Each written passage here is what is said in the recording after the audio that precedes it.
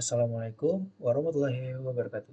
Perkenalkan, nama saya Muhammad Fahasan Rahman dengan NIM 12022231176. Pada kesempatan kali ini, saya akan menjelaskan terkait software testing. Testing is an identification process with the aim of getting the expected result. Atau testing ini merupakan proses identifikasi yang ditujukan untuk mendapatkan sebuah hasil yang diharapkan. Selanjutnya di sini pada pembahasan pertama saya akan menjelaskan terkait principle of software testing. Principle of software testing atau prinsip pengujian merupakan hal yang sangat penting untuk menguji spesialis atau engineer dalam menyediakan dasar untuk mengembangkan pengetahuan hingga memperoleh hasil pengujian. Prinsip ini juga memberikan petunjuk untuk mengidentifikasi aktivitas yang dilakukan oleh penguji. Oke, pada prinsip tersebut dapat dibagi menjadi tiga. Yang pertama, a general or fundamental law atau hukum, lalu ada doktrin dan juga asumsi. Yang kedua ada a rule or code of conduct atau aturan dan juga kode etik. Dan yang ketiga, the law or fact of nature underlying the working of an artificial device atau hukum dan juga fakta alam. Selanjutnya, di sini saya akan menjelaskan terkait sejumlah prinsip pengujian yang telah disarankan atau dilaksanakan selama 40 tahun terakhir, yang menawarkan petunjuk umum untuk semua jenis pengujian.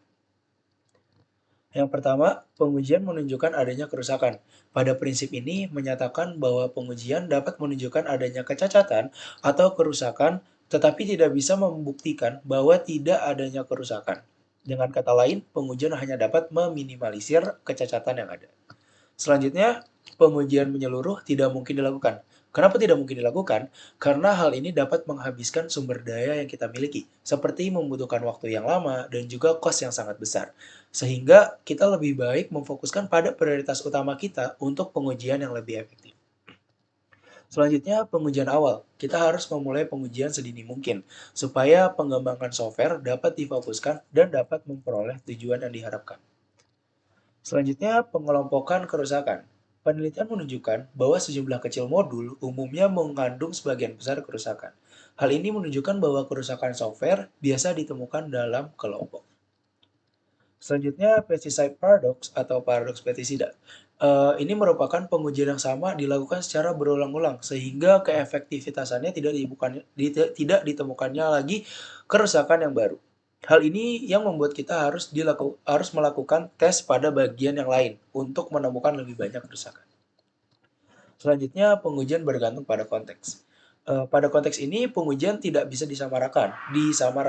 Dengan kata lain, perlu adanya konteks untuk hal ini. Misalnya, software yang penting untuk keamanan, pengujiannya pasti berbeda dengan situs e-commerce.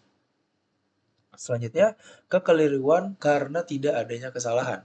Tidak adanya kesalahan bukan berarti software itu sempurna, serta menemukan dan memperbaiki kerusakan tidak berarti jika sistem yang dibangun tidak memenuhi kebutuhan dan harapan pengguna.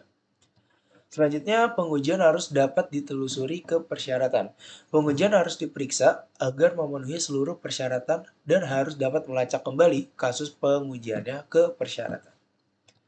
Selanjutnya, pengujian perlu direncanakan dan dilakukan di awal proses. Kesalahan umum yang sering terjadi, melakukan pengujian hanya setelah kode itu selesai. Melainkan, pengujian itu harus dilakukan dari awal aplikasi itu dibuat atau direncanakan. Selanjutnya, data tentang cacat yang terdeteksi harus digunakan untuk evaluasi keberlanjutan. Pada konteks kali ini, data atau temuan-temuan yang sudah ditemukan terdahulu dapat berguna untuk efisiensi pengujian selanjutnya. Selanjutnya, pengujian harus dilakukan secara bertahap.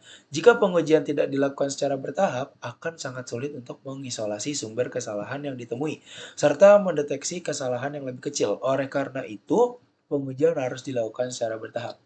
Dan yang terakhir, pengujian harus berfokus pada pengecualian.